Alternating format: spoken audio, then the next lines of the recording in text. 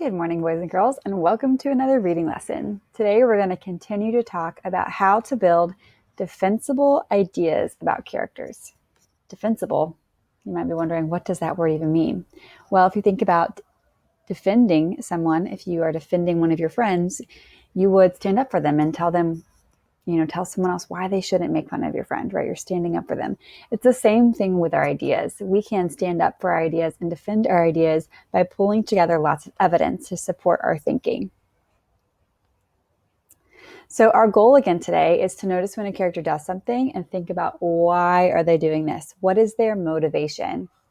So we should always be, as good readers, thinking about our characters' motives. Why are they doing what they're doing? So think about yourself. If you went up and hugged one of your parents, you probably would have a reason to do that. Maybe you want to show them that you care about them, or you notice they had a hard day. Or if you snapped at your little sister or your little brother, there's probably a reason why you did that and you got so angry, right? Or if you study really hard for a test and someone came up to you and said, but why? Why did you do that? You would probably have an answer to give them. So characters are just like people in real life. They have reasons for doing the things that they do.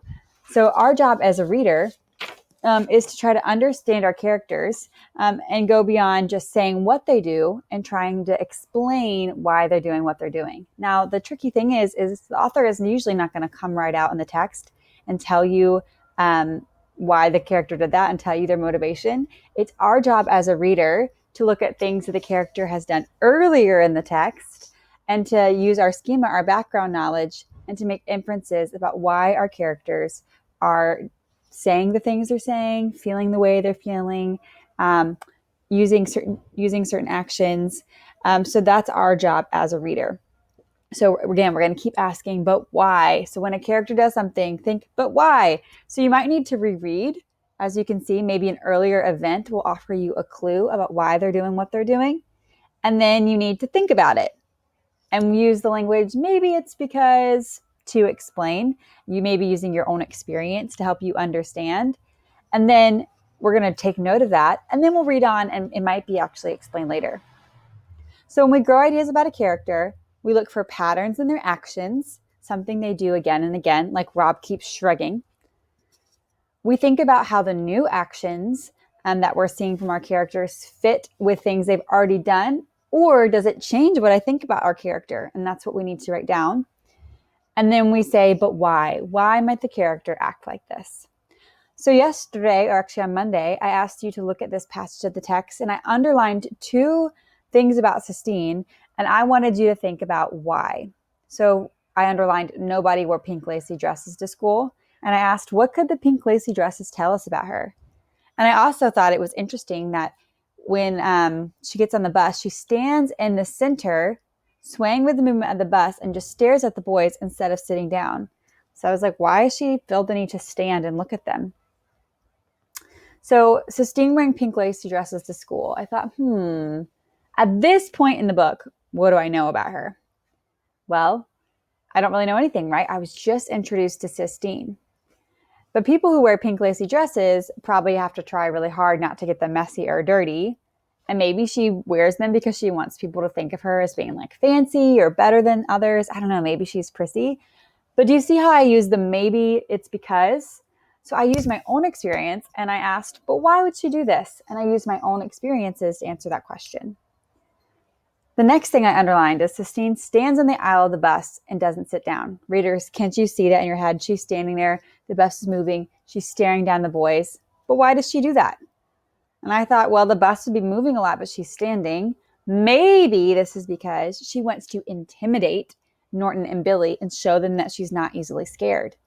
Maybe she thinks if she stands and stares at them, they'll know that they can't mess with her. So do you see how, as a reader, I looked at the small actions a character, or small things the character did, and then I thought about why. What was their motivation?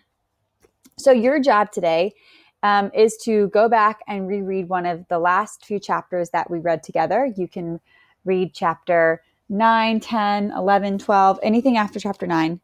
Nothing new. And you're going to look at things that our characters do and think, but why? So the first thing I want you to think about is on page 41. And this was in chapter 11. And it says that, let's see, let me find my spot. It talks about how Rob is determined not to say anything else to Sistine when she brings the homework, right?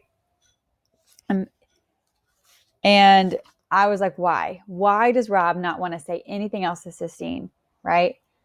Why does he not want to say anything to her? What's going on in his head? So you're going to think about why does he do that and fill it in the chart, okay? And then I want you to think about one more thing Rob does, one small action that you lift from the text and ask yourself, so what? Why does this matter? Why is this important? Okay? So you're going to find 2 things for Rob, and then you can keep reading and find 2 things for Sistine.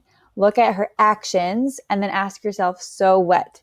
So the examples will be in the chart, and I want your examples to look a lot like mine. On the yellow side, you're writing your evidence from the text. You're just lifting information from the text. You're not changing it or putting your own opinion in there. And the so what is you thinking, why do they do this? So remember, as a reader, when a character does something that stands out to us, we think about, how does this line up with what they did earlier? Or why might they be doing this based on my own background knowledge? All right. So can't wait to see your ideas and get to writing and reading.